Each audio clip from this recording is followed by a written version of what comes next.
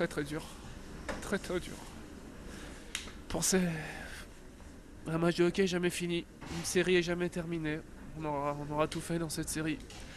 On aura perdu les 2 premiers, on aura gagné les 2 autres, on aura amené celui-là 3-0.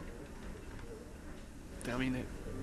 Des larmes s'écoulent dans un silence de cathédrale, c'est la fin de l'aventure pour les Ducs d'Angers. Les hockeyeurs angevins sont pourtant passés tout près de l'exploit.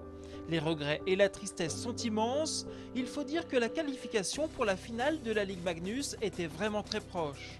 Retour sur ce match décisif contre les Diables Rouges de Briançon. Allez, c'est parti! Samedi soir à la patinoire de Briançon, c'est le champion sportif Luc Alphand qui donne le coup d'envoi du match. Dès le début de la partie, ce sont les Briançonnais qui font le jeu, mais les Ducs ne lâchent rien défensivement et vont même faire preuve d'un réalisme impressionnant. En un quart d'heure, les Ducs vont infliger à leur adversaire un cinglant 3-0 à faire grimacer Luc Alphand.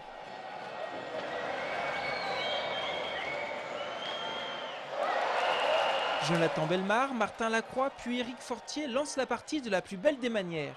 De quoi donner le sourire aux fans des joueurs qui ont fait le déplacement. C'est idéal pour l'instant, mais bon, faut faire attention, il reste 2 tiers encore, donc faut rester sur ses gardes, mais on y croit.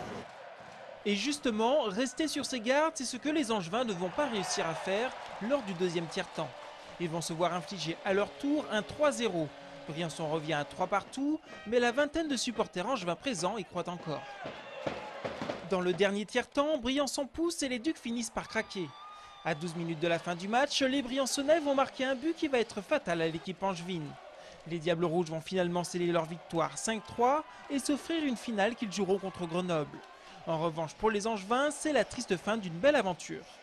Quand tu joues un 5e match de play-off et que c'est 3-3 après 2 périodes, c'est certain que ça va jouer vraiment sur des petits détails. Puis écoute, je pense que la saison est terminée, puis c'est certain qu'on était à 2 petits doigts de la finale, on était presque rendu, c'est très très décevant, le coup est dur à prendre. On a quand même poussé la série à 5 matchs, on les a poussés jusqu'au bout, donc on peut quand même sortir de là la tête haute, puis être quand même fier de ce qu'on a quand même accompli.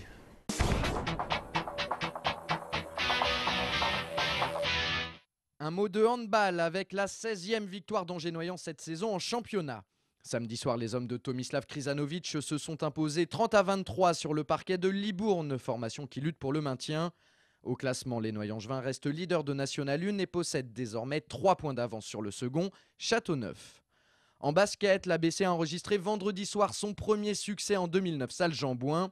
Après 4 revers consécutifs à domicile, les Angevins ont battu Châlons-en-Champagne 83-74. Grâce à ce succès, l'ABC se retrouve 2e au classement de National 1 à 3 longueurs du leader Lille, mais compte une rencontre de plus que ses adversaires.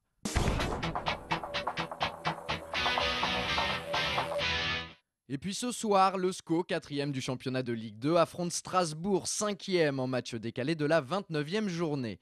Après les victoires de Metz et Montpellier vendredi dernier, les Angevins seraient bien inspirés s'ils parvenaient à ramener les 3 points de leur déplacement en Alsace.